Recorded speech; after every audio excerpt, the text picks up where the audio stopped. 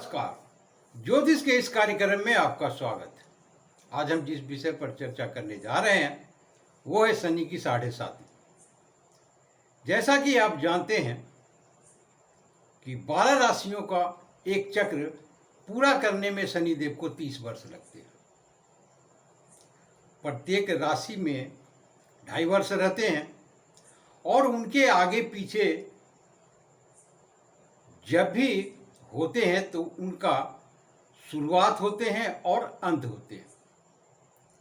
तो इस प्रकार से 3 चरण होते हैं। प्रथम चरण में उस राशि के पीछे होते हैं, दूसरे चरण में राशि में होते हैं, तीसरे चरण में राशि के बाद होते हैं। इस प्रकार से 2.5 वर्ष 7.5 वर्ष होते हैं, तो उन्हें 7.5 ही कहते हैं। चौथे और 8वें मुख्य राशि के शनिदेव होते हैं तो वहां ढैया लगते हैं। तो इस वर्ष जिन राशियों में 7.5 चल रही है वो है मकर, कुंभ और मीन। जिसमें ढैया चल रहे हैं वो है कर्क राशि और वृश्चिक राशि। तो आने वाले समय में किन राशियों की क्या स्थितियां होगी इसे जानने समझने का प्रयास करते हैं।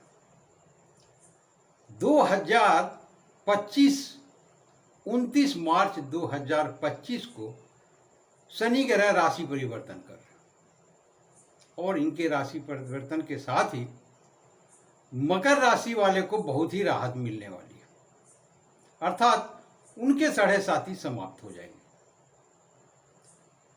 कुंभ राशि, इनका 7.5 उतरने लगेंगे, इन्हें भी कुछ राहत मिलेगी क्योंकि इनके मुख्य राशि में अभी भी विद्यमान है। 29 मार्च 2025 से इन्हें राहत मिलने लगी। 29 मार्च 2025 को मीन राशि अर्थात मुख्य राशि में आ जाएंगे और इनका दूसरा चरण शुरू हो जाएंगे और इन्हें काफ़ी जो कष्ट है वो उनमें वृद्धि हो जाएगी। और वैसे भी मीन राशि वाले लोग थोड़े आध्यात्मिक होते हैं तो उस प्रकार के कष्ट इन्हें झेलने को नहीं मिलेंगे जो इन रास्तों पर चल रहे हैं, अर्थात आध्यात्मिक जो व्यक्ति होंगे। और आने वाले समय में 29 मार्च 2025 को के बाद मेष राशि में 7.5 प्रवेश कर जाएंगे। अब उन्हें कष्ट का सामना करना पड़ेगा। तो ये था लेखा जोखा आने वाले समय में 7.5 का क्या स्थितियां होने वाली। अब ढैया को समझते हैं। तो कर्क राशि और वृश्चिक राशि वाले के ढैया 29 मार्च 2025 को समाप्त हो जाएंगे, इन्हें पूर्णतः राहत मिलेंगे। सिंह राशि और धनु राशि वाले व्यक्ति सावधान हो जाएं क्योंकि अब 2025 में आपकी ढैया शुरू होने वाली है 29 मार्च के बाद। तो इस प्रकार की जो स्थितियां, ग्रह स्थितियां होती है, किसी की 7.5 उतरती है, किसी की चढ़ती है, तो इनमें लोगों में, व्यक्तियों में परिवर्तन क्या होते हैं, परेशानियां होती हैं शारीरिक, आर्थिक और मानसिक तौर पर। तो इनसे बचने का क्या उपाय है? तो इनमें टोटके या और कोई उपाय करने से बेहतर है कि आप जो है आचार विचार और आहार सात्विक कर लें, सबसे बेहतर उपाय होते हैं।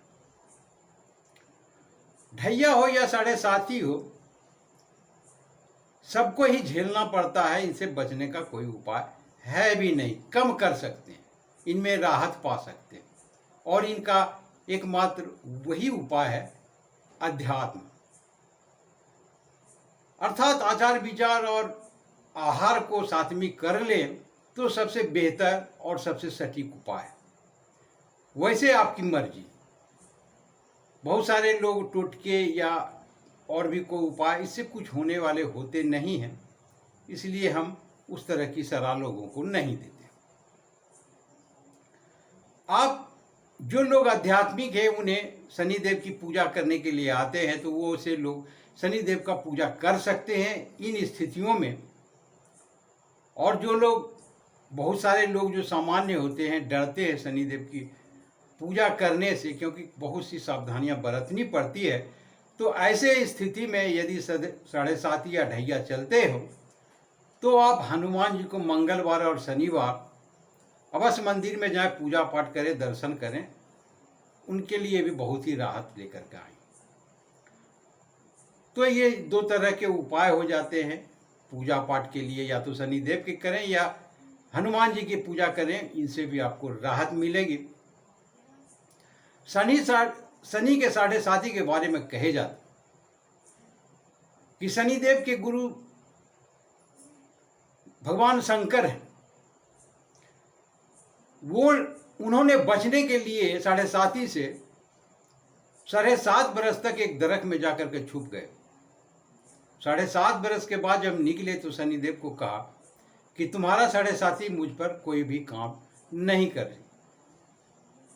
तो शनिदेव ने कहा कि यदि आप बाहर होते तो इतने कष्ट ना झेलना पड़ते जितने कष्ट आपने दरख्त के अंदर रह के 7.5 बरस किया।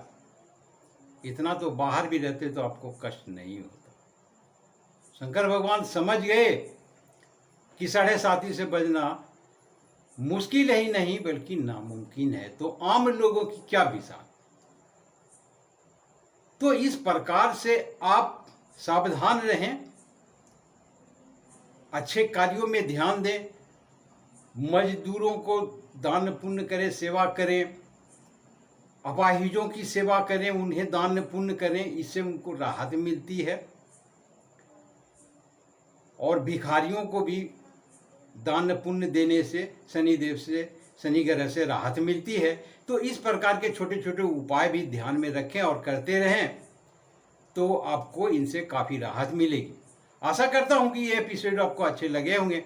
आपने पूरा देखा, इसके लिए बहुत बहुत शुक्रिया, धन्यवाद।